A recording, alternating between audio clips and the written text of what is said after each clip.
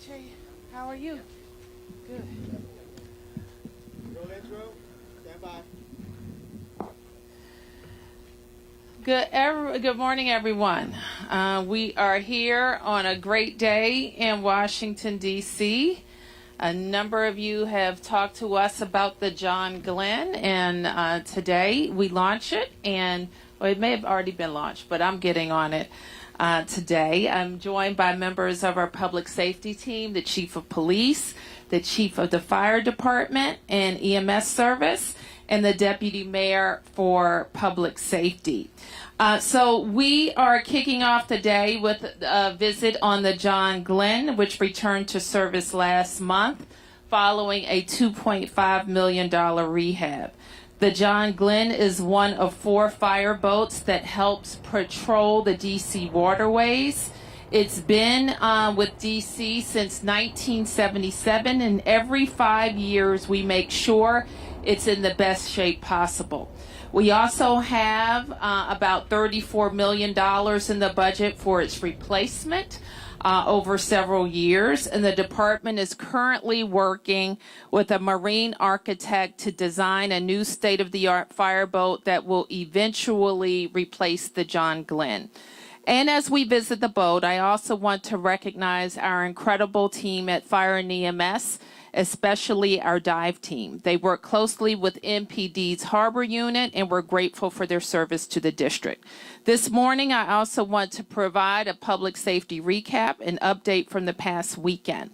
I want to start by thanking the many people, including our teams at Pride, who selected Washington, D.C. as the site for World Pride, and the Capital Pride Alliance, our local organizing team, as well as my office led by Director Japer Bowles, who supported more than 300 successful World Pride events across all 8 wards.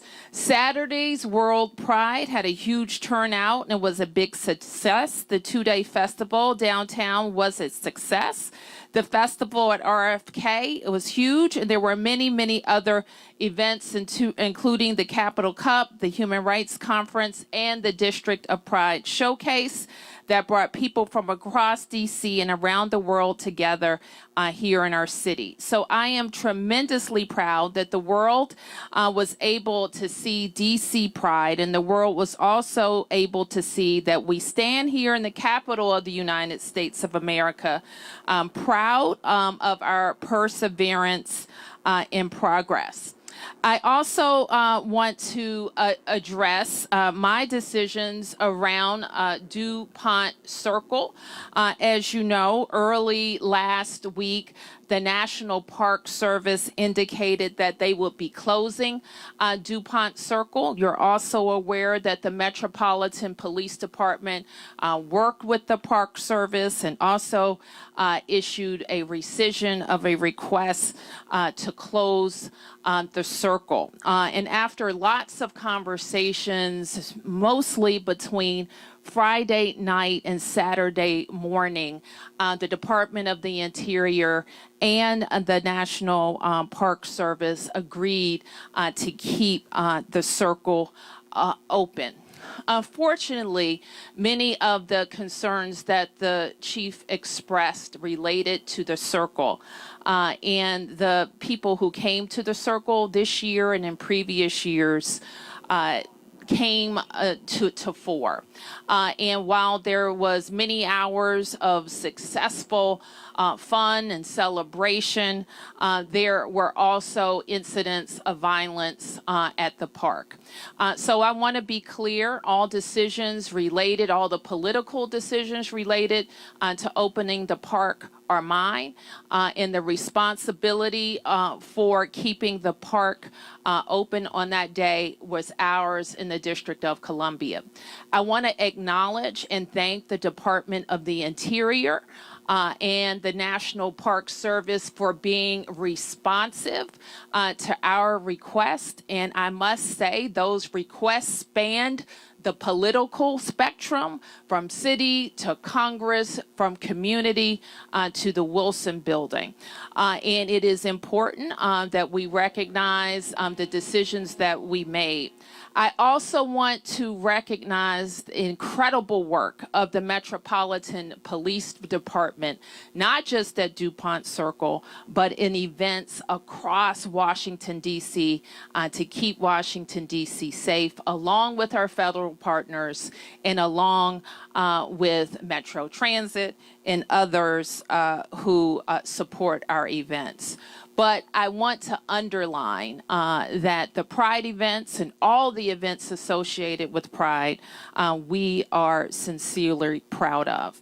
And for the department, the fire department and EMS service, Chief, we know that we're calling on not just DC FEMS and DC MPD, but our Homeland Security agencies, our Human Services agencies, for events like Pride, the Army 250 that's upcoming, as well as the 4th of July, all in a matter of months. And so our public safety agencies are going to be called on for lots of work, lots of hours, and we're asking for everybody to heed their advice, everybody to follow their instructions so we can have wonderful events this summer.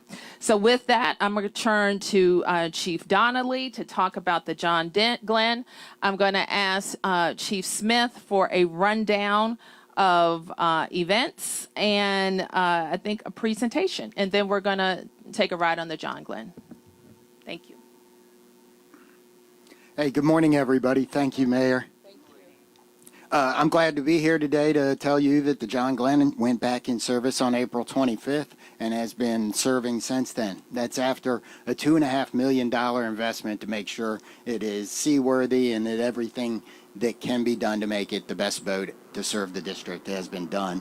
That included steel hull replating, steering upgrades, a keel hull cooler, and better navigation and safety equipment. So we're very fortunate to have it back. It is a big piece of our response plan, and it pumps 8,000 gallons a minute of water and breaks ice. There isn't another boat on the river that can do that, so it's very important to us. This summer, I'd just like to remind everyone, be safe on the water. We'll be out there, MPD away our water, but it can be a very dangerous place. So be safe. Enjoy your summer. Chief Smith. Good morning. I'm Chief Smith, Chief of Police for the Metropolitan Police Department, and I'm just here today to just give you a quick update over our events. First, I'll start by thanking the members of the Metropolitan Police Department who worked really tirelessly beginning of the Pride activities here in the city through this weekend. I would also like to thank the members of the other law enforcement agencies who supported us throughout this region, as well as those who came out of state from Greenburgh, North Carolina, as well as Miami, us in our War Pride events this weekend. I also want to focus a little bit on all of the activities, over 300 plus, as the mayor said, World Pride events. I echo the sentiments of the mayor in that all of the World Pride events were very successful this weekend. I think everybody had a fabulous time. I think we spent a lot of time prepping and planning for the events, and we are very grateful that our partners at Metro Transit, Fire and EMS, WMATA, everybody that really participated and helped support us to bring the events to a successful culmination on last night. So as we talk about what happened throughout the Pride weekend, we did encounter large groups of juveniles throughout our city. I'm very grateful for the members of our team who know how to be flexible and nimble and move resources around the city to ensure that we did not have as many additional activities as we had. We did encounter 15 arrests for the entire weekend, which was a combination of affrays, which are fights, assault with dangerous weapons, simple assaults, and other activities that took place around the city. Again, we are so very grateful and thankful for everyone who participated. And we ask that as we begin our summer months, please take into consideration the things that Chief Donnelly has stated with regards to waterways. Let's make sure we keep our waterways safe. Thank you. We're going to do it after? Okay. We're here. Let's do it. Okay. Can we get the members of the DI team up? Chief, are you making that presentation? I think it's, this is what you gave at the award ceremony. Thank you. Thank you. Right behind. Go all the way across. So we were able, MPD spearheaded, I guess it's been a few weeks now, a regional awards and recognition event recognizing all of the regional teams that responded to the very tragic air collision that happened over the Potomac a few weeks back. I think we all can say how proud we were of the DC response in leading the unified command that included federal agencies and our regional partners. We're grateful for everybody working together. But Deputy Mayor and the chiefs and I had the opportunity to recognize the young people behind me because they are our divers, and you probably won't ever encounter them. But some people do, who find themselves in an emergency situation in the river. And they were able, hour after hour, night after night, frigid night after frigid night, go into the Potomac to make sure that they could join our fellow residents and flyers with their families. And with the Office of the Chief Medical Examiner, I'm proud to say that we were able to give that measure of comfort to families. So, Chief, I want you, or who's the Lieutenant, please come up to accept on the behalf of the entire team our recognition for exemplary service to the District of Columbia for the Fire and Emergency Medical Department and the Underwater Search and Rescue Team. Thank you, Lieutenant. Should we do it?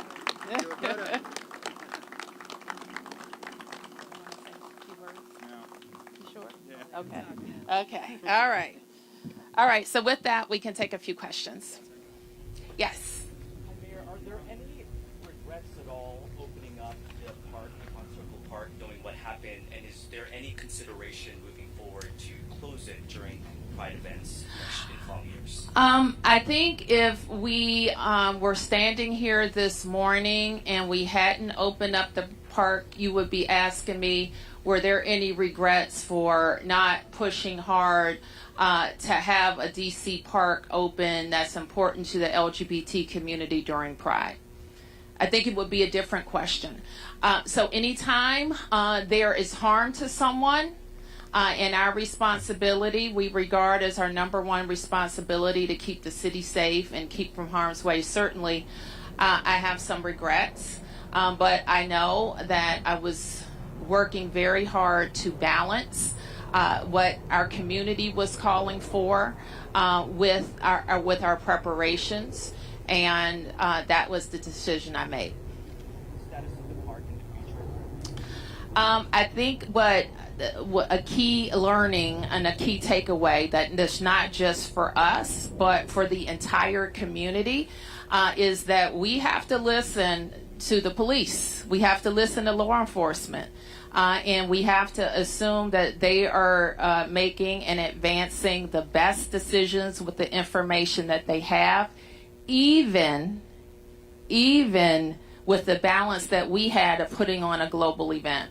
And so I think that I can assure you that we're going to do everything we can to have resources available, and even with the most resources, because NPD and others were very prepared there.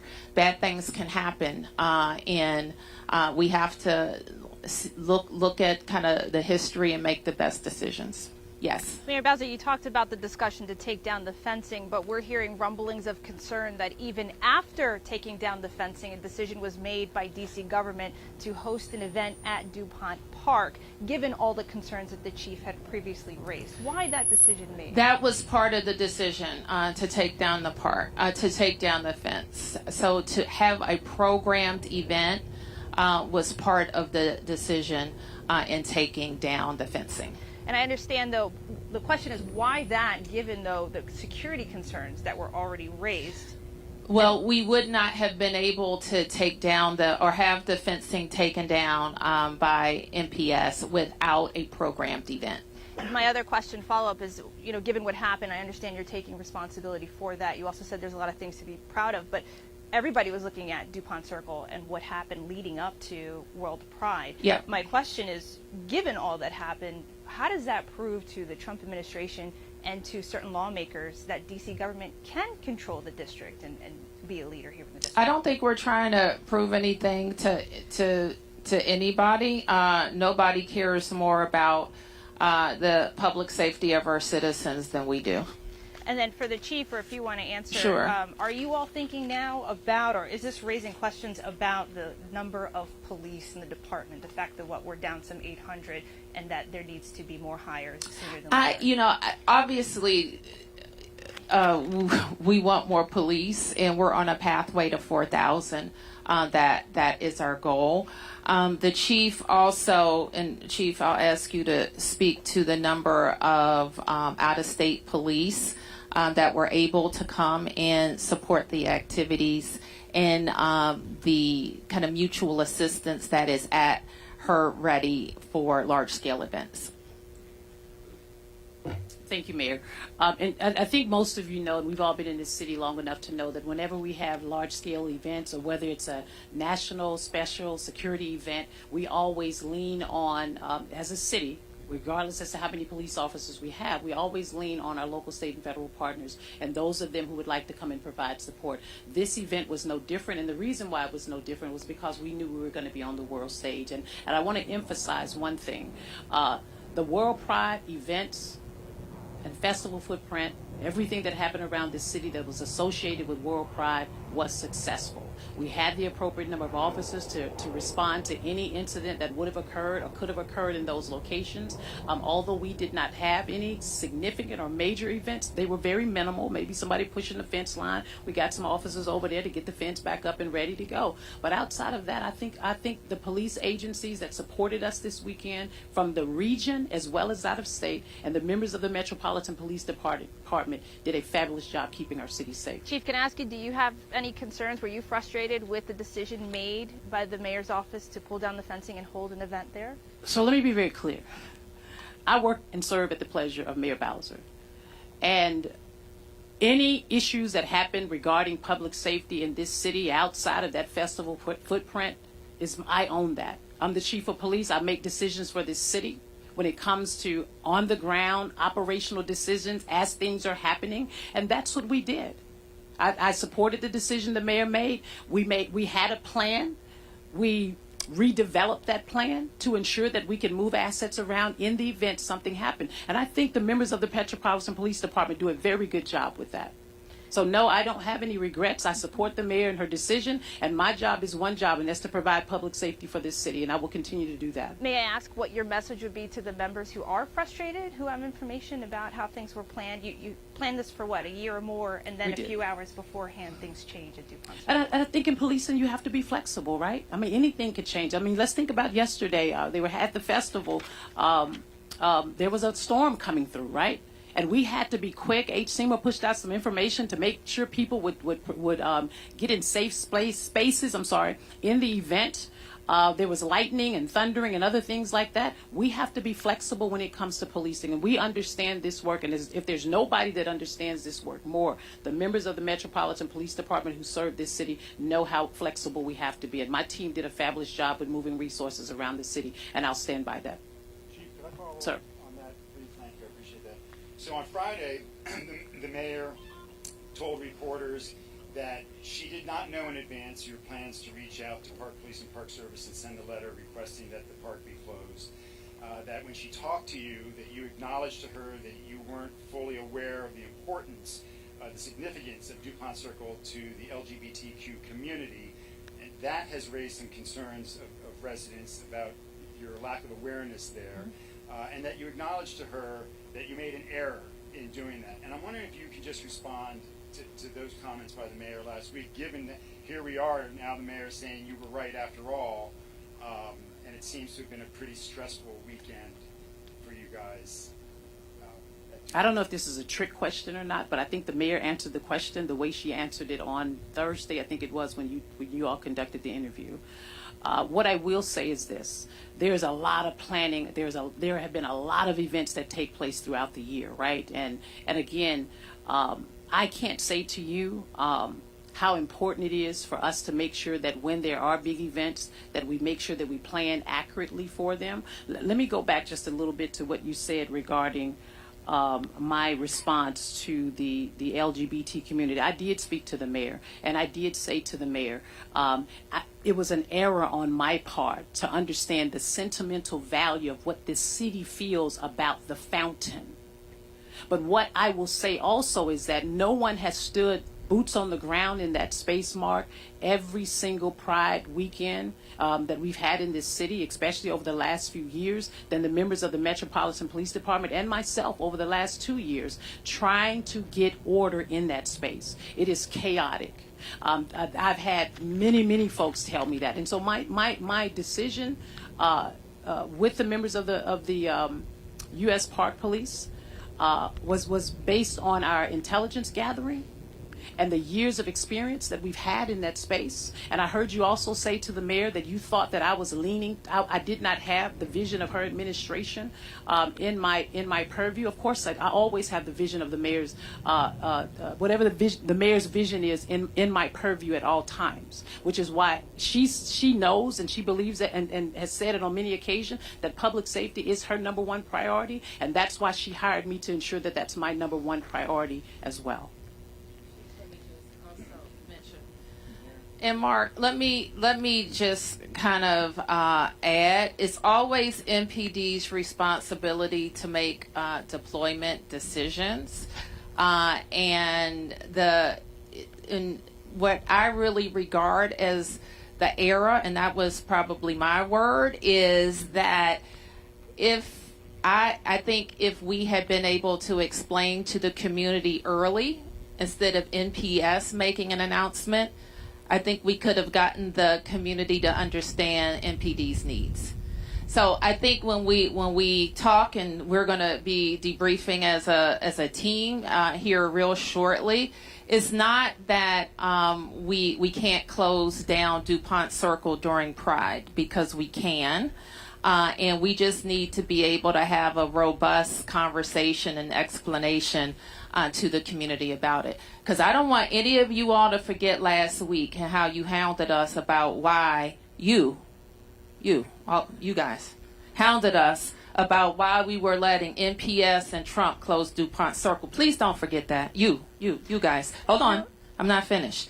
And I'm not saying that was done in a way that was malicious or unfounded, because we heard the same from members of the council. Actually, I think the chief may have heard from members of the council before I even knew about it, from the Congress, from ANC commissioners, and from the community at large. So I'm not saying that as a criticism. I'm saying there was a level of passion and concern about it. And I think the current environment that we're in kind of breeds that. And that environment is they're trying to go after us. In fact, I had just done an hour-long interview, and that was kind of the upshot of the discussion. They're trying to go after us. It's all Trump.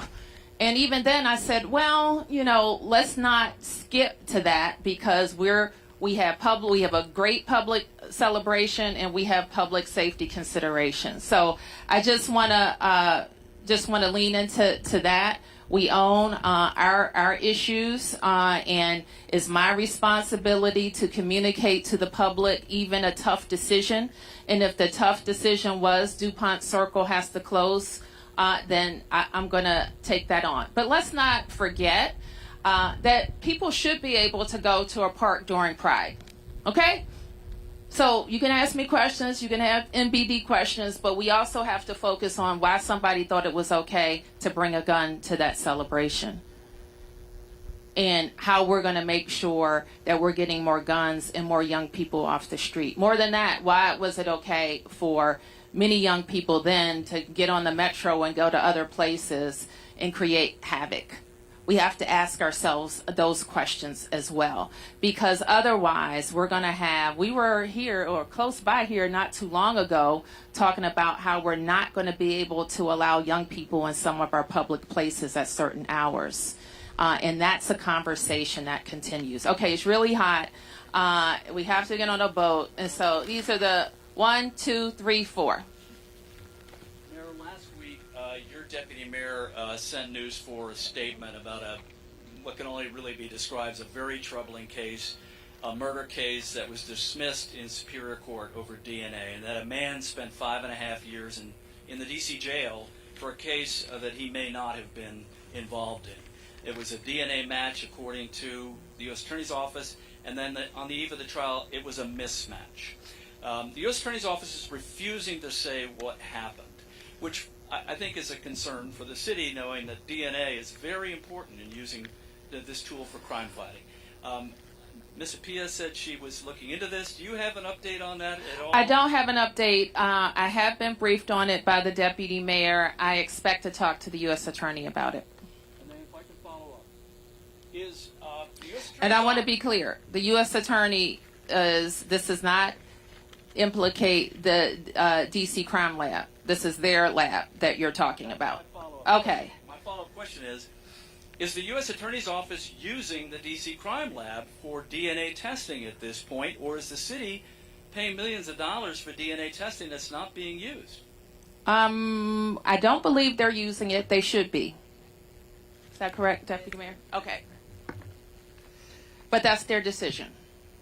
Yes. I do want to point out some of the complaints from the ANC at Dupont Circle had to do with not being a part of any of the conversation with regard to fencing at the circle, at the park. And then on top of that, they said afterward that when they tried to communicate with either the police department or your office about holding some kind of dance party there, that they were told to reach out to National Park Service. So even when they tried to communicate, that communication wasn't there. I'm not familiar with that communication, so I won't respond to it. But I haven't. I'm sorry, Mayor. I don't mean to interrupt. I was trying. You asked a question. Go ahead. Let me I'm respond. sorry. I'm sorry.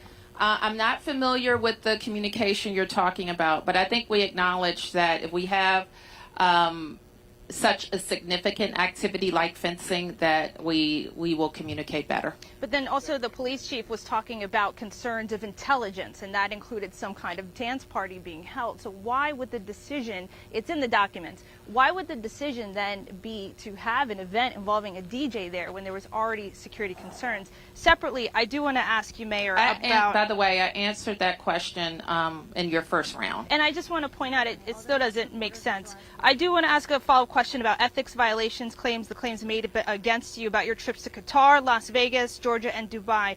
Why does your team keep saying that you're being transparent when you haven't released any credible receipts to the public? I can say as a reporter, what I was shown was only after several weeks of asking, and it was finally just shown some kind of document that didn't really include proper separation of payments. There was minimal information in there, and I wasn't even allowed to take a photo and share it with anyone. It was only allowed that I could be seen this. So why are you still, and your team is still saying that you're being transparent when nobody has been given any kind of credible receipt about your trips? I think that we've answered all the questions related to my business travel. I don't know of this group that has filed the complaint. Maybe you should look into that. I had one here on this side. Yeah.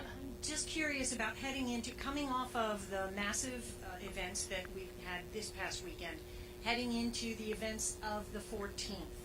What are the plans right now to make sure that the city is safe? What kind of coordination? And have you had any word or concern from the Trump administration based on what happened this weekend? No, I haven't. And the chief in our HCMA are our lead agencies in working with our federal partners, because as you know, this is a national special security event. And the Secret Service is the lead agency. The chief will participate in a full press briefing a little bit later this afternoon. Chief, you want to add anything? Thank you, Mayor. And just to add to that, I mean, we have been in planning with U.S. Secret Service, who leads the efforts around the 250th, for many, many months. And so the same level of support that we have provided for the past 5 NSSEs is the same level of support that we'll provide for the 250th. Okay. Yeah. Just a couple quick questions for the chief, if I may. Can you give an update on the cases that happened over the weekend? And just to clarify, 6 shootings, 2 stabbings. Am I missing anything? You probably are. we had a total of seriously a total of 23 violent crimes that occurred on Saturday, and I'm not very happy and I'm not pleased with that. Right now, what I can tell you is that we've made 15 arrests with regards to those incidents, and I think I've kind of explained to you a combination of what they were for.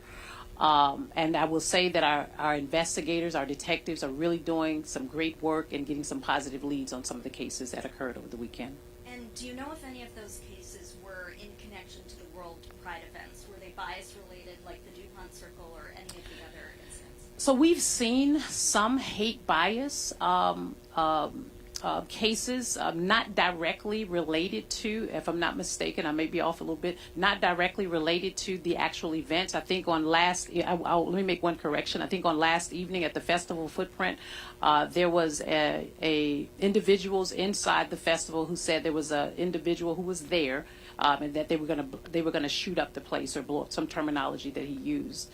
As you know, the event went off without any incident. We did have the appropriate resources down there to address it. We did put out a bolo of the individual, gray hoodie, white male, and that's all we have right now. But our team is working very, very diligently to find out who that individual is. And just final quick question. You had mentioned the sentimental value of what the city felt about the fountain. Can you talk about how much that led into your decision versus you had also mentioned the intelligence that you received? I think that the thing that led to my decision really was about public safety and the experiences that we've had in prior years. I was the chief of police for the U.S. Park Police. I was also a member of the U.S. Park Police for 24 years. So I knew the depth of issues that occurred at night. I will say that the majority of the individuals that participated were not individuals who were here to celebrate Pride. These were young people. Some of these young people are from the DMV area. And so my number one concern was and will always be public safety for this city in any area, any footprint across the city. So that's really what I put my thought process into. Hindsight, would I have made a different decision? Probably not.